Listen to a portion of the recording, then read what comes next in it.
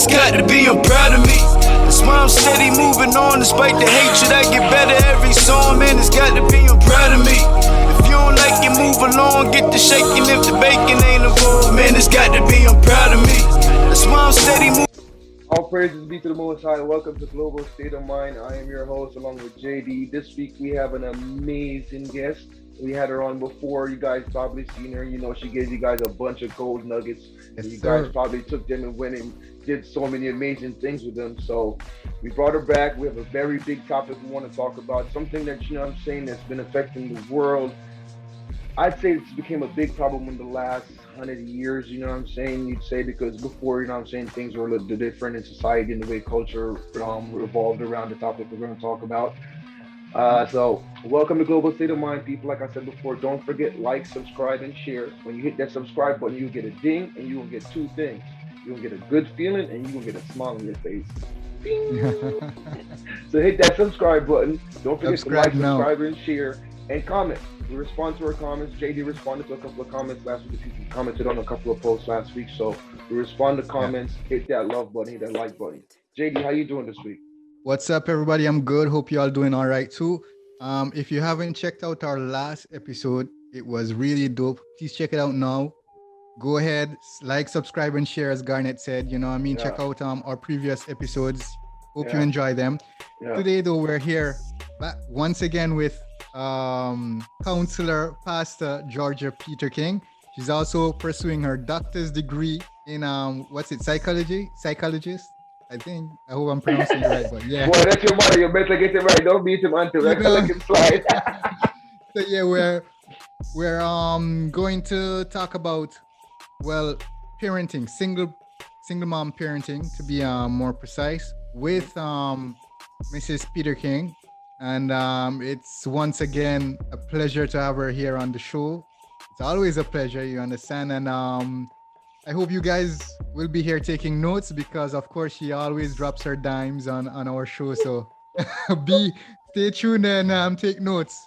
Yeah. So yeah, I'll give you the stand right now, Mrs. Peterking, or Dr. Peterking. Soon brief to be Dr. introduction. Peterkin. Hey. Okay. Hi, everybody. Good evening. It is my pleasure being here among these two wonderful young men who happens to be my son and my nephew. It's a proud moment to be able to be interviewed by my son. You know, you looked at him growing up, Yeah. a newborn, and then 2 years old, and to the point that now I'm sitting in front of him being interviewed. Wow, what a privilege. I am grateful to God, first thing. And my nephew, I watched them grow, running up and down and playing and being mischievous. And now look at him, a grown man, fine, this kind, and I am being interviewed by him. So I want to say thank you for having me on here, JD and Garnet. I promise to do my best to do justice to your Oh program. man, you're going. Always Just you a being here is the To best. the listeners, thank you to the listeners. Please have your pen and paper ready just in case I drop some nuggets. Yeah. Yeah. All right. Thank you so much, Auntie. Like we said before, it's a pleasure to have you here. People, if you don't know, we're just starting off. You know what I'm saying? We've been at this for a couple months now. We've had a couple episodes about several topics. The great thing about GSM is that we try to push one main thing: critical thinking. In all your life, in all your path, not all your paths, but on your path of life, you have so much to deal with, and the world is filled with a jumble of chaos. And the best way I've figured out to do it, and Global State of Mind has figured out to do it, is to think critically. So Yeah. we push that big, you know what I mean? Auntie's probably one of the, if you're not on her Facebook, get to her Facebook, please. She Yep. is she's slicing them down. She's dropping dimes on you every day. Even when it's something that's personally going on with her life, and she decides to share it on the Facebook, you will get a nugget. So Mhm. get to her Facebook, follow her Facebook. You know what I'm saying? So the reason I say the critical thinking is because I believe on her path of being a single mother and raising my cousin. she had to think so much more critically than the average person because she went through a jungle of parenting, a jungle of life, and the combination, like, I didn't really know people what it is to really like love someone that to the point that you're willing to like giving them everything till I had a child. That changes love. That changes the description. That changes the effect. That Perspective. changes, yeah, that changes the whole culmination of the whole entire body of the thing. You know what I'm saying? Because when you know that you have someone that you would literally push out of the way and stand in front of the bus, it changes how you live life because you no longer have just a purpose, you have multi purposes. You have the purpose of making sure that this child has a life that they can either succeed in or survive in the world that we live in. So, like I was saying, people, critical thinking. So, when you listen to this, if you're a single mom and you're out there and you're struggling, just know that she went through it to get to it. Okay? Yep. She didn't just wake up in it. Okay? She had to go through it to get to it. So before we get into the stories, I just want you guys to think about that. Okay? Take that with you.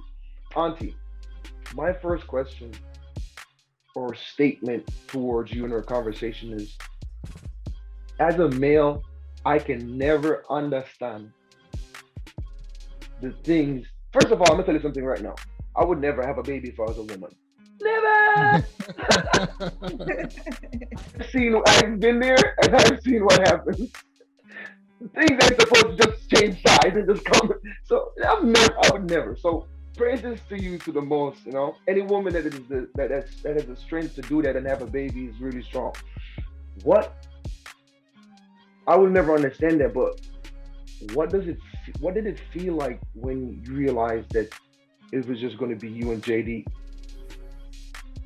Okay, so thank you again. But before I get into the responding to the question that you posed, earlier on, I heard you said single mother, but I want us to level the playing field by letting it be known that we don't have just women as single parent. We also have male being single parent and by and at large doing a great job as well as a single parent male.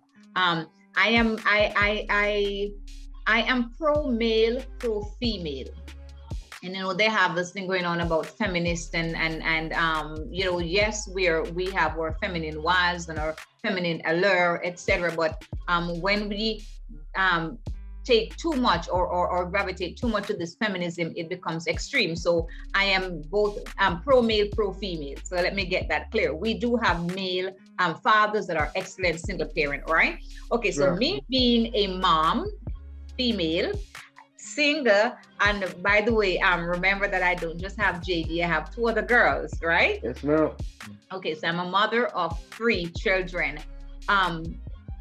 Being a single mother, I don't think anyone by itself, you are never prepared to be a parent, let alone a single parent. It's like you get thrown into the ocean without knowing how to swim, and then you have to learn how to swim while you're in the ocean paddling for your life. So being a single mom is kind of like that. You learn as you go. And that's how it has been for me. It has been a learning process, joyful, sorrowful, angry, inquisitive, all the different feelings of the different emotions that you can imagine. You experience being a single mom, having to raise your children and wear all those caps, because as a parent, you wear many caps, let alone, again, a single parent, so now you start wearing your cap, your hats, and the hat of the other parent that is missing, being it the mother or the father. That part. Yeah. You wear all the hats, so you're wearing double. Yeah.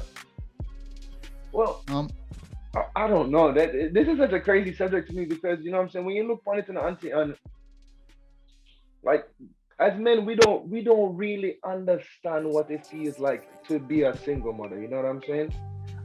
I mean, there are single fathers, like you saying.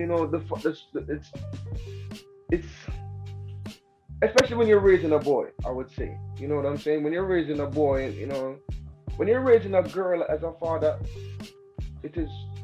I've never been in like a situation where it was two of us under the same roof with the kids before, for my children personally.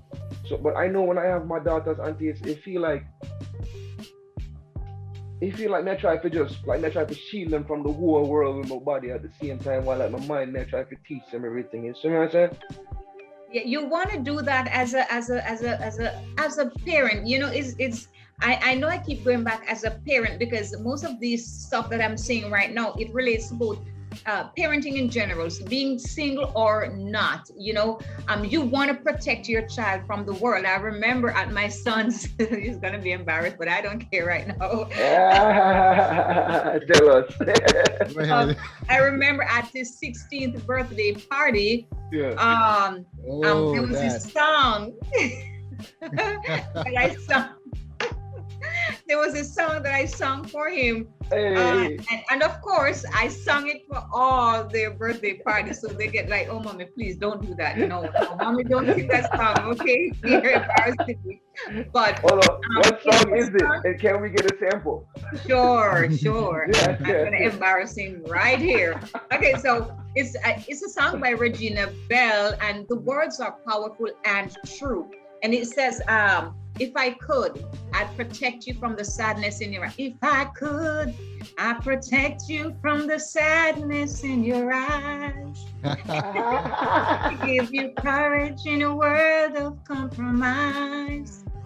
Yes, Hey, if anybody want to sign her, I'm the manager. Make sure to contact me. Oh my God.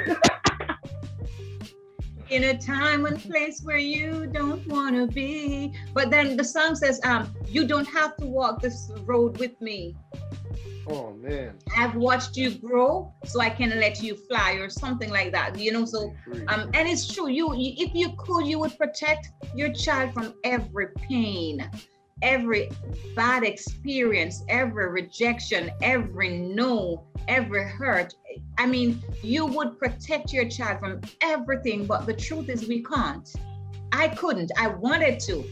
I wanted to make sure that I went through all the experience or the experiences of life so I could tell them so they would not have to make that mistake. And especially now as a single parent, I wanted to make sure that my children came out good. I wanted to make sure that nothing, no regrettable situation or circumstances ever reach them or affect them. But I couldn't do that. I couldn't do that for two reasons. One, life itself does not allow any person. Yes, we can teach them and we can guide them, but life in itself does not allow you to not experience certain traumas, such as rejection, such as being hurt, being disappointed. At some point in our life, we will experience these things, as good as we are or as good as we can get. However, the other part is that my children, they themselves would not allow me to teach them, to protect them from these mistakes. They wouldn't allow me to protect them. They wanted to learn by themselves. Mm-hmm. Human nature. Experience life. Yeah, human nature. As much as I tried and I fought to protect them from making these mistakes, they're saying, no, mommy, we have to learn this. How we gonna survive? Have to experience this. I want to know. That curiosity will let them go out and learn by themselves. Mm-hmm. And then at that point, I realized, painful as it is, I have to step back and allow my teenage son and my teenage daughter to make his or her mistake, but make sure as much as I step back, I am right behind them to support them when the error comes and they realize that I have made a mistake and I need mommy. And the error will come. Life. Yeah. The error will come. Most definitely. Are you wanted to say anything else, Mom? Or no, go ahead. Okay. Well, throughout the years, I've observed a lot when it came to your parenting, particularly, and Keep talking, there JD. has I'm gonna been an cut it out. obvious evolution and transitions that were made, right? That a lot of things that I didn't necessarily comprehend and understood in the beginning, but through time and through explanation that even you gave, I came to understood, certain sacrifices that you had to make and stuff like that. Now, with that said, you had me at a very tender age. You were 21, 21, beautiful girl in Jamaica, young, naive to certain things and stuff like that. Very. And I know that you were confronted at a really tender age.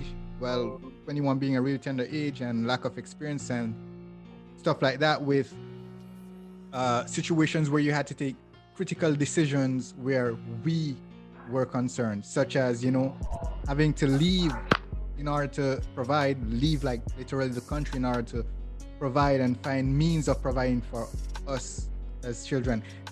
As your children, in that particular situation, how difficult was it of a choice to leave your children in a country just to go abroad to having to provide for them and stuff like that? How tough of a decision was that for you, and what were the reasons why you end up making that decision? Hold on, Auntie. Auntie, hold on before you answer that question really quick. I want you guys to have a disclaimer real quick. We're from Jamaica. In Jamaica, this is something that we do in Jamaica. We go out, we find a place that we can make our family a better life for, and we send for everybody. So what JD's describing is a lifestyle too. You know what I'm saying? For a lot of Jamaican definitely. People. So sorry, a lot of Caribbean people. Yeah, a lot of people that are impoverished, as they say. You know what I'm saying? So this is a big thing that happens, you know what I'm saying? So while Auntie is going to describe this to you, just remember that it's something that's happening daily. People are seeking a way to better themselves and their families. Yeah. Okay. So me leaving Jamaica was for two reasons. And I think this is the first time that I am going to say this to Javane. What? Oh yeah. When I left Jamaica, I was actually running away from a toxic environment, which is the father of my second child, my daughter. Even though we had separated, the relation between us was still toxic, and he would not leave me alone. And I, at one point, I was threatened to the where he said, if he can't have me, then no one else will. He would, do away with me and my children and all of those stuff. And I'm like, okay. So I realized the only way I'm going to escape. And at that point, my brother was living with me. So I discussed with him and I said, you know what? I'm going to leave this place. And this was like the Monday. At that time, I did have a couple, I had some funds in my account. I wasn't all that destitute, thanks be to God. I had 2 cars and I had sold them because now I was planning on transitioning. So I had sold the cars and, a lot was going on emotionally and yes, psychologically and to an extent financially, but then I did have some funds, in savings, etc. And so I decided, you know what, I'm gonna leave and I'm gonna take my kids after. So I interviewed. I spent 2-3 days interviewing living maids, living housekeeper, and within that week I employed someone to live in, and my brother was there. And I thought at that time and I still think that I made the right choice, the right decision. I mean, the result is here. This is where we are today. And so it was hard. It was hard leaving my children, absolutely hard leaving my children. I've never done it before, and my children are my world. So I took a huge leap of faith, having to leave them. But at the same time, I thought that I left them secured, a live-in maid, and my brother was there. However, it turned out that they were not totally secure as I thought they would have been, or I wanted them to be. And so my goal was to get them where I am. And it didn't took me long either. And they went through some traumas, while they were there, and I didn't even know about that. I didn't even know. Later on, I found out about it. But as a single parent, sometimes you make choices and you make decisions in the best interest, or you thought would have been in the best interest of your child or children, and it comes with some serious ramifications. All choices. Yeah. Wow. Well, It that doesn't was always heavy. turn out the way you want it to. No, I really didn't. Well, as she said earlier, we never discussed that aspect of her leaving, but I really didn't know that it was to that extent. Thanks for telling me, though. Yeah, thank you for telling us. Yeah. Yeah, thank you for But this telling comes us. to show We'll be that, back in Jamaica someday. And when I left, when I left, a year after that, I took my daughter. I left Jamaica 2004, and 2005 I started doing the paperwork, and I wanted to do it for both of them, but at the time the person that I was living with was not very supportive of that, and so I managed to convince him, okay, let me at least put the girl, she being the smaller and being a girl, and he said okay. So and then I did that, and then in 2006 I took my daughter with me, and then 2 years after, which is 2008, I took my son. Nice. You see, people, that's the thing. That's like, I have children, and I'm gonna tell you the truth, Auntie. I pray every single day so I could be a single parent. Listen, I do not hate my child's mothers, but we don't get along. So it's not a relationship. We don't have a relationship where we're parenting. You know what I'm saying? Yeah. And so for me, it's hard. You see, it's hard when you're not able to co-parent. It's very hard.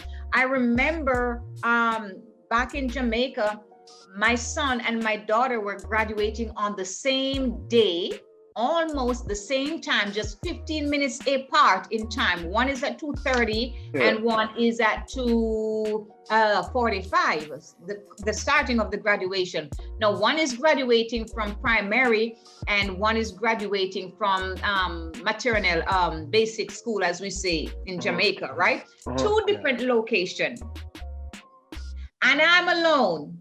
And I have to attend these two. I mean, every time I look, I remember that. I never forget that. It was a great moment, but it was also a sad moment, knowing that, Jovane doesn't have a father because his father died. So it was just me. But my daughter, her father was around. But yet still, I had to be juggling myself between two places at one time. Different location. And I had to make it work. So what did I do? I got my niece, which is a little older, at the time she was like 12 years old or so. And I got, or 30 and somewhere there. And I got her, and, I left her with, whose graduation I left her at? I think I left her at Javane's graduation, so I could so I could stay more with the smaller one, which is his sister, and every 15 minutes I would be out. Thank God I'm a fast driver too. Right? Burning go tires. Speed racer, go! Hey, that Jamaican driving is serious. Yeah, man, you don't know. Yeah, I was really burning tires, and juggling myself between both graduations, to make sure that I am present and I don't miss when they were on stage. So I would have my niece calling me, okay, this is happening. That's okay, I'm coming. And, so it was like that, You know, one thing, Auntie, I've noticed as you're telling us the story about being a single mom, is that even through your struggle, you maintained your joy. Oh, yeah. In today's world, I've met a lot of single moms. There are a gazillion of them, but I've met a few, and they tend to carry the same theme. it's just so hard. It's too hard. It's too much for me. I can't do it by myself. It's a struggle.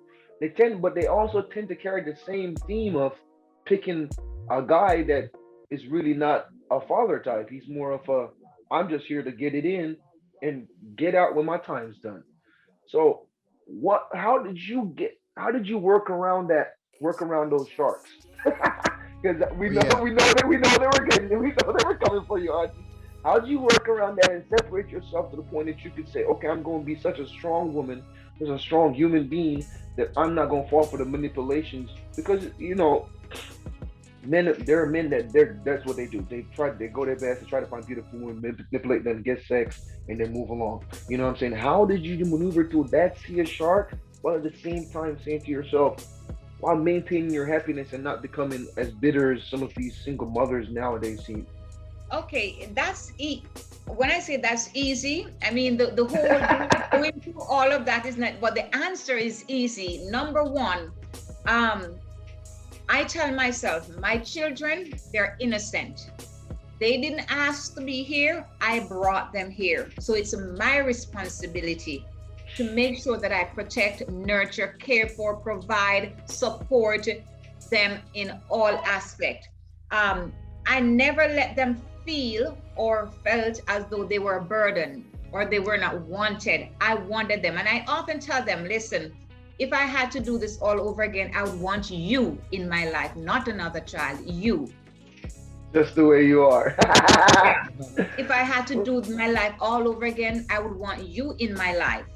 I always let them understand that, and I'm not the kind of parent to bash the father in front of their child, in front of the child or children. I never talk negative about the father to my children. No, what we have as adults is between us. Now they're grown. When they're grown and they start asking questions, now we can sit down and I can explain to them and I allow them to see for themselves who their father is or was. Mm-hmm. But I never allow myself to speak bad or nasty about the father of my children. No. I understand that they're my responsibility. They're innocent in this, and therefore it's and I'm happy to take care of my children. Who isn't? I mean, isn't? I mean, yeah, I know that there are people that, but I am happy. It was always a joy how I take care of them, or the sacrifices that I made or have made or make to take care of them. They don't have to know that. I don't have to tell them, the sacrifice, because it's my duty to make sacrifices for my children. I don't have to remind them about that. In fact, I sometimes see that when parents does that, it's like laying a guilt trip on their child or children, and I'm not about that. Mm. Yeah, that's where I didn't even find out about certain sacrifices that were made when I was a child until I was in my 20s. And yeah, that's what it's supposed to be. That's because they're nosy. That's like plus, hey, I was a jealous child, so trust me, them guys had a difficult time. Jealous. I didn't make it easy at all. All right, listen up, people. Global Data Mind. We'll come back. We're going to delve some more into this. We're going to this is our first part of the 2-part episode. Don't forget to like, subscribe, and share. Make sure you took those nuggets, and we're going to bring some more nuggets back in about Tuesday, 2 seconds. Wednesday, Thursday. So we'll see you Thursday at 12 o'clock again. We upload again. Like, subscribe, and share. Global State of Mind. GSM. It's got to be, I'm proud of me. That's why I'm steady moving on. Despite the hatred, I get better every song, man. It's got to be, I'm proud of me. If you don't like it, move along. Get the shaking if the bacon